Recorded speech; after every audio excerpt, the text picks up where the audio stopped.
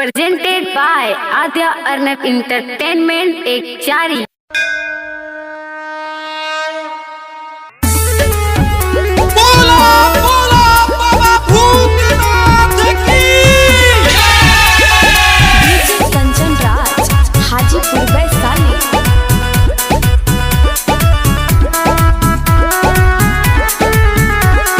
लहसुन प्याज छोड़ दिए राजा, आ गले सामान लेके आई भांग गाजा।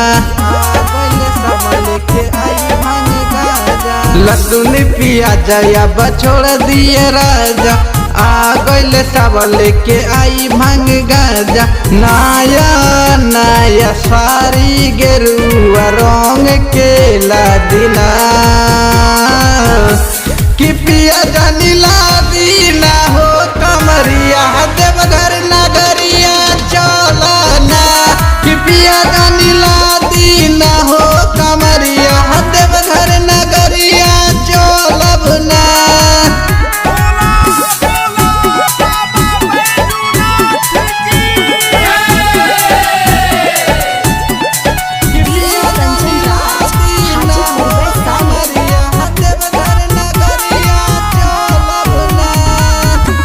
पहिला सोमारी जल चढ़ाई राजा, रहिया में नाचत जाइब रही बैंड बाजा। संगमा में हमरे तू रहिया हो, जैसे बोला बामा बोलिया हो। नया नया गगरी कीन के जल्दी ला दिना कि पिया जानी लादीना हो कमरिया देवघर नगरिया चलना। कि पिया जानी लादीना हो कमरिया देवघर नगरिया चलना।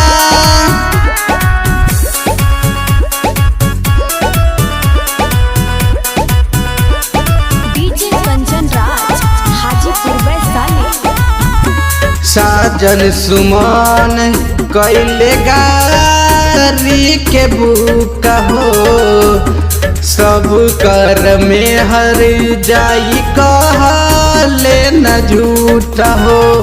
प्रिंस सरब संगे रवि विवेक हो, संग जी सवरिया नहीं होई कालेश हो।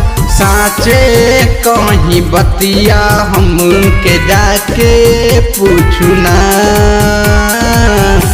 कि पिया जानी लादीना हो कमरिया देवघर नगरिया चलना।